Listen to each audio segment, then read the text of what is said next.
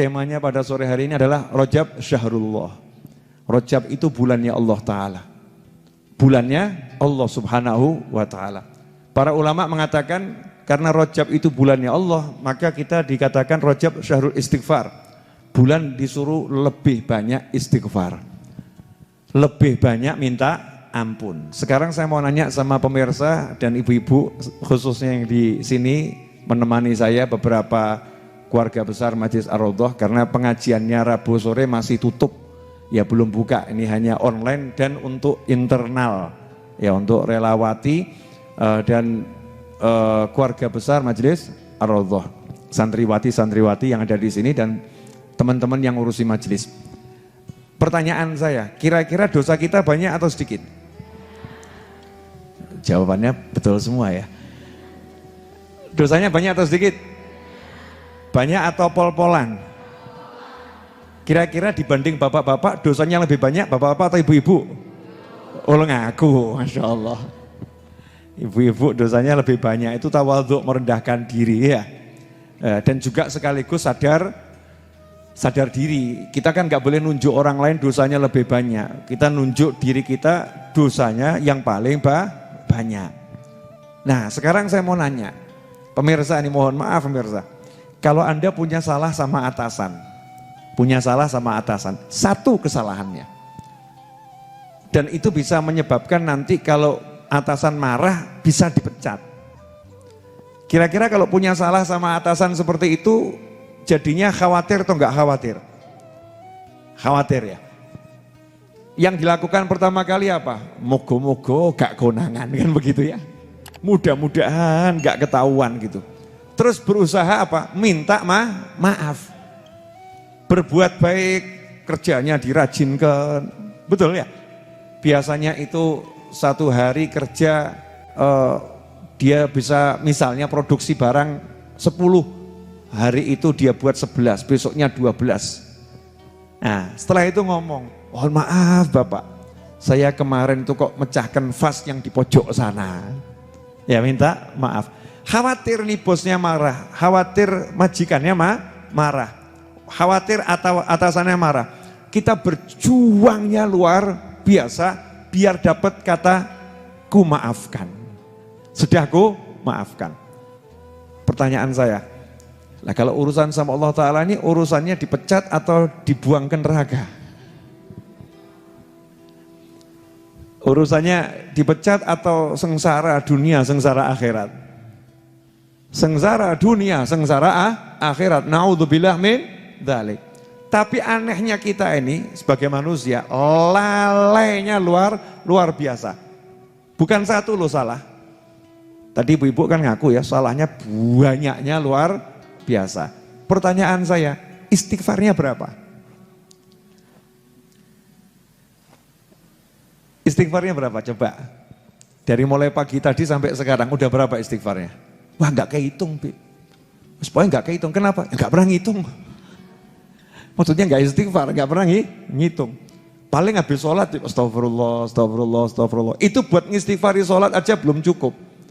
Lawang Kanjeng Nabi Muhammad SAW yang nggak punya salah, yang sholatnya juga paling sempurna, itu habis sholat istighfarnya 3 kali, astagfirullah, astagfirullah, astagfirullah. Ya merasa masih kurang. Nah kalau kita kan diajak sama imam biasanya astagfirullah, alladzi la ilaha illa huwal hayyul qayyum wa atubu ilaih. Habis sholat, itu kadang imamnya ngomong sendiri, makmumnya bengong sendiri, diem gitu kayak seperti Pak Patung, nggak sadar dia, nggak mau ikut istighfar. Subuh diajak istighfar 27 kali, astaghfirullah lil mu'minina wal mu'minat. Yang baca cuman muadzinnya, jamaahnya datangnya terlambat dan tidak ikut baca istighfar yang seperti itu. Wabil asharihum yastaghfirun. Di waktu sahur mereka itu rajin minta ampun sama Allah Ta'ala. Kita aturu wal ngora'u. Jadi kalau sahur itu ya, sahur yang enggak, bangun ya tidak. Kalau tahu bangun ke toilet, istighfar kita sedikitnya luar biasa. Di waktu-waktu yang diajarkan istighfar, habis sholat yang enggak jalan. Kalau mau berdiri dari duduk, itu disunahkan untuk baca subhanakallahumma wa bihamdika asyhadu an la ilaha illa anta astaghfiruka wa atubu ilaik. Itu sebetulnya istighfar. Cuman orang nyebutnya apa? Kafaratul majlis. Itu adalah istighfar. Nah ini istighfar. Kenapa kita kurang baca? Karena kita belum merasa butuh sama istighfar. Tapi kalau yang sama yang namanya masker ini, Masya Allah. Kita ini karena khawatir kena corona ya, kita kemana-mana pakai masker. Selain juga khawatir kena corona, juga khawatir nanti kena petugas. Ya, double khawatirnya ya, khawatir kena petugas. Makanya dipakai ini untuk menekan laju COVID dan menghilangkan laju COVID. Kemana-mana maskernya dipakai ya. Kemudian berusaha jaga jarak, menghindari kerumunan. Ini yang selalu diajarkan oleh semua orang. Ya, semua orang mengajarkan seperti itu. Biar apa? Biar tidak kena corona COVID-19. Nah, bagus, jalankan itu. Pertanyaan saya, lah kalau sama siksa kubur itu selomotnya kubur, takut enggak kita ini? Sama siksa neraka takut enggak? Takut. Lah bentengnya itu istighfar. Maskernya itu istighfar. Maskernya itu istighfar. Nah pertanyaan saya, istighfar kita ini jalan enggak itu loh. Dikatakan di Al-Quran tuh Allah tidak akan menyiksa mereka selama mereka itu wahum yastaghfirun. Selama mereka itu minta ampun sama Allah, mereka istighfar sama Allah, enggak akan disiksa sama Allah Ta'ala.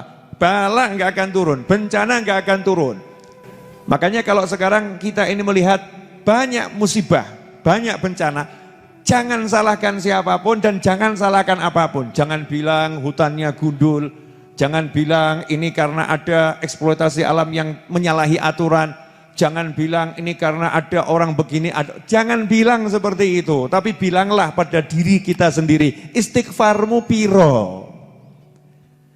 Berapa istighfarmu? Karena kita enggak istighfar, ya bala itu akan sampai kepada kita. Naudzubillah min dzalik. Karena kita enggak istighfar, bencana itu akan sampai kepada kita. Tapi Al-Quran enggak mungkin salah. Wahum yastaghfirun. Selama mereka istighfar, bencana itu tidak akan diturunkan oleh Allah Ta'ala kepada mereka semua. Enggak akan ada azab kepada mereka semua. Maka ajaibnya, ini ajaib ya. Ketika Nabi berada di Mekah, SAW, Mekah itu enggak pernah ada musibah. Enggak pernah ada musibah. Tidak pernah ada. Selama Nabi Muhammad SAW ada di Mekah. Bencana-bencana itu enggak ada. Kenapa? Wa anta fihim.